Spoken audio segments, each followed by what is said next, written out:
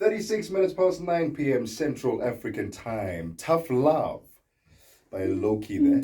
Already Shélia disagreeing big time because tough love, Shélia. Sometimes you need to give people tough love. No, thank you. Especially your family, your friends. No, thank you. You know what I mean? No? You want soft love. Exactly, Soft Life Ministries, I told you. Soft Life Ministries. Yes. All right, and before that we were jamming and dancing to Libyanka, People. Let me just take you through the lyrics, just a few of them. I've been drinking more alcohol for the past 5 days. But did you check? Hey. And that time we were dancing. Hey, we were dancing like no one's business. We're sweating. It's you closing your eyes. Yes, I had to close my eyes there. Yes. I've been drinking more alcohol. Hey, it's a proper jam though. Come on. Have you heard it in a club though? I have. Have you it's seen people? No, but it's a banger. Have you people's reaction? Like they actually enjoy the song, but the lyrical content It goes to show. is not make sure. It goes to show. We're not even paying attention to the lyrics. No, we're just there for the music. Even this tough love song, I'm pretty sure. Even the tough love. I'm pretty sure the lyrics. Did we even listen? Listen, let's get into our conversation. We are joined in studio by none other than a dynamic, multi-award-winning entrepreneur, actress, MC, philanthropist, radio host who might just continue to host this show because, she's in the building, and model. Listen, I absolutely love that you're an advocate for beauty with brains and beauty with a purpose. Because for the most part, what we tend to do is we sort of cluster them differently. Purpose is that side. Can't be beautiful and purposeful, man. No, just be beautiful or just have purpose.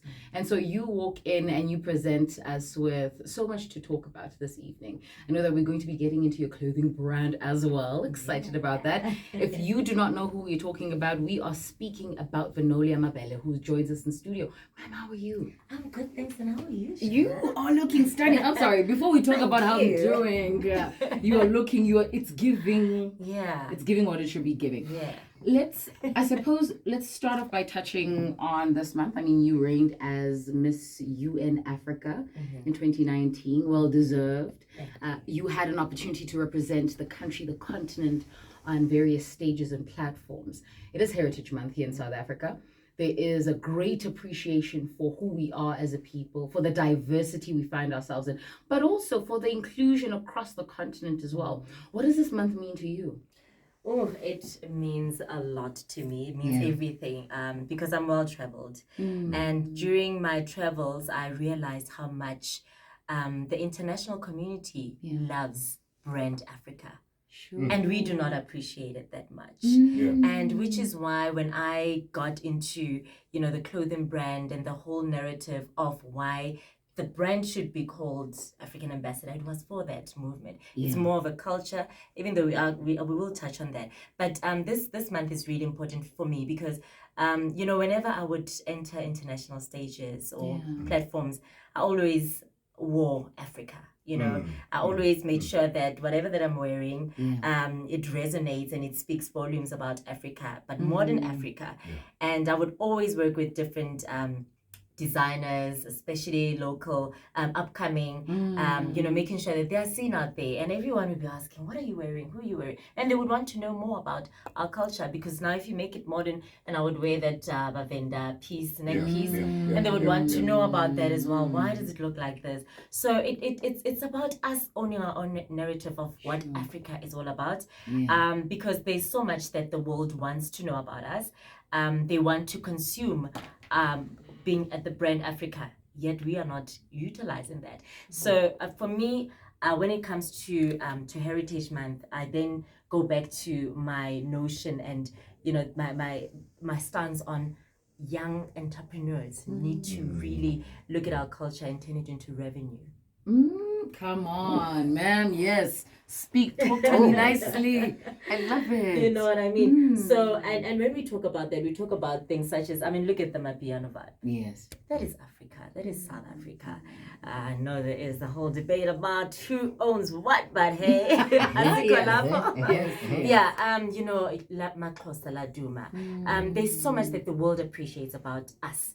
And culture is not just about us being there and saying, oh, our story comes from, you know, Shaka Zulu and but we can actually make money out of it. Our storytelling, there's so much stories that are rich. Why we have all these Americans that are now coming into the African market to shoot in Africa, to produce in South Africa, in Cape Town. Why? Because Africa is the place to be and the time is now. Let's say it louder. Can it go trend on social media? You were the supreme reigning Miss United Nations, representing Africa. Talk to us about what your role was at the time, and what was the message that you had to go share to the rest of the world about who Africa really is. You know, when I started it, I started the journey from the platform of Miss Africa.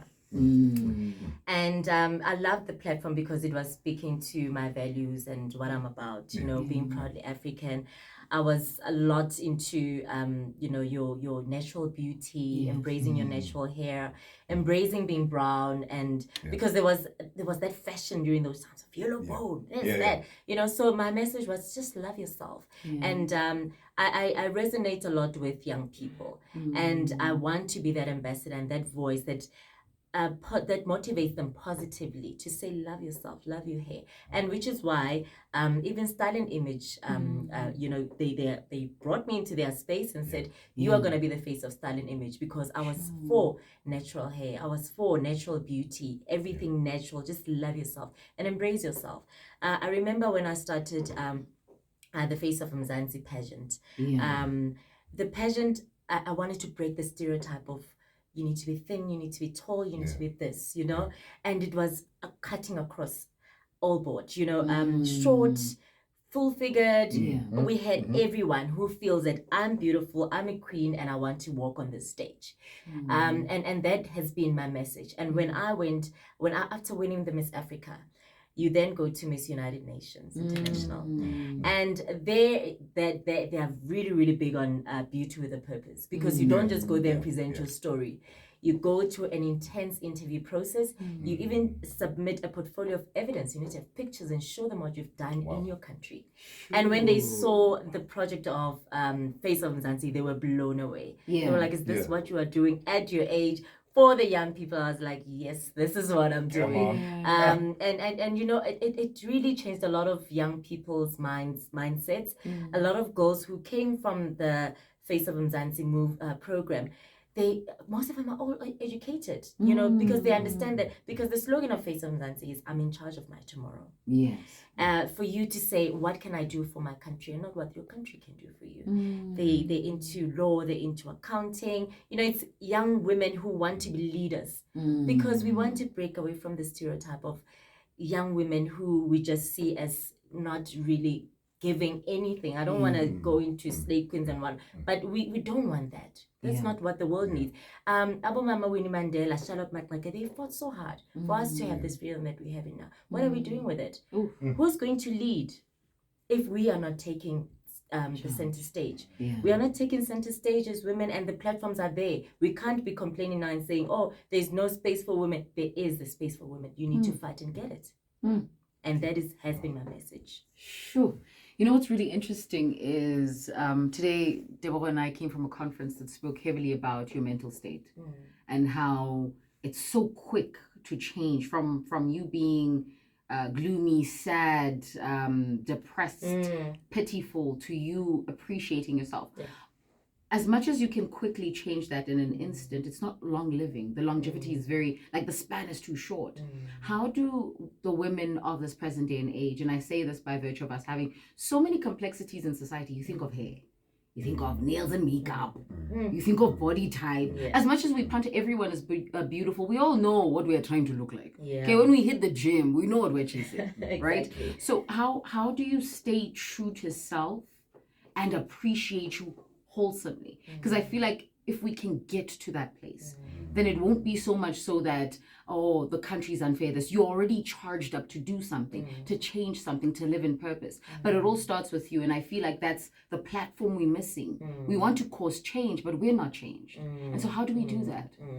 I think what we need to do, man, is to really just take time off time for yourself is really important. Sure. Sometimes I find that I don't have enough time in my day. I don't have time. I take content, I don't post it because I really prioritize my me time. You need to have that time and just reflect and think about but if you're always consumed in what is happening around, there is not even time to think about what is it that you want to do next. What is it that you want to achieve? How do you get there? Because you are always consumed into, there's this trend. Oh, this is what is happening on social media. So we need to just take that time, at least an hour in a day. Even when I finish late with my day, I do not go straight to bed. I need that hour, even if it means I'm going to cheat on my sleeping time. But I need to have that 1 hour of just self-realization, self-reflection, and just to recharge before I really go. I actually go into sleep mode. Sure. So I think we all need to have that. And I would imagine it was because of these moments of reflection and taking time to yourself that you came up with African Ambassador. Talk to us about the inception of this brand. What was the inspiration behind it? And seeing where it is now, are you happy with where it's progressed? I'm actually I didn't think it would get to where it is. It went very quickly before I could think. I mean, we launched, we had a soft launch in Mall of Africa in May. The entire May and June, we were at Souk Mall. People got to really come and touch and feel the brand and got acquainted. You know, when you're buying something online, it's different from when you actually get to touch it and they love the quality. So for me, I've always been a consumer of, premium brands. I love premium, I love quality. And it's because merely for quality, So I was like, but we want to have, I want to produce something that and not really an ordinary South African can consume, but that is high quality. That also speaks to your desired status, because people buy status, we buy luxury because we want this, even sometimes if it's not that much of a quality, but Balenciaga, yeah, you know what I mean. So it was to bridge that gap, to say you can have that premium, because our textiles, we do import most of it. Our quality is top notch, and when people who have been in contact with our brand, they love it. They keep coming back. So I'm really proud of where we have gone. We've reached. Because we just started. We just launched. But people keep on asking. So when are you going back to the physical store? And yes, indeed, we are looking for a physical store. And they know themselves. Hyde Park, please, can you respond? So we really want to be there and compete in that market. It's not just to provide fashion, but to provide fashion that is premium, that speaks to those young people who want to elevate their status through their fashion, who love style, who love to be seen, and who love luxury brands, but who want to get it at value for money. I love how you are brand aligning and saying Hyde Park specifically. Yes. You didn't say somewhere else. No. You said Hyde Park specifically. This is intentional, of course? It is. Okay. It is. That's where our target market is. Yes. That's where our target market is. We want people who are quality oriented, who are not too price conscious. Because the reason why the name African Ambassador, what really inspired it, which was your question in the beginning, was the modern Africa with a twist, that twist of modern Africa. Fine, luxury, looking nice, yet still pushing the the movement and the culture of Africa. So even if it's your leisure wear like I'm wearing today, it'll still say African Ambassador, because the vision, in business they say think big but be willing to start small. The vision is for us to really take the brand internationally, because I have personally seen how the international market loves our brand, and I've got international friends. When they come here, they want our brand. There's already one. Dr. Byron Price was already calling and asking, do you have this? Do you have that for my sisters in the US? So they really want our products. They want our products.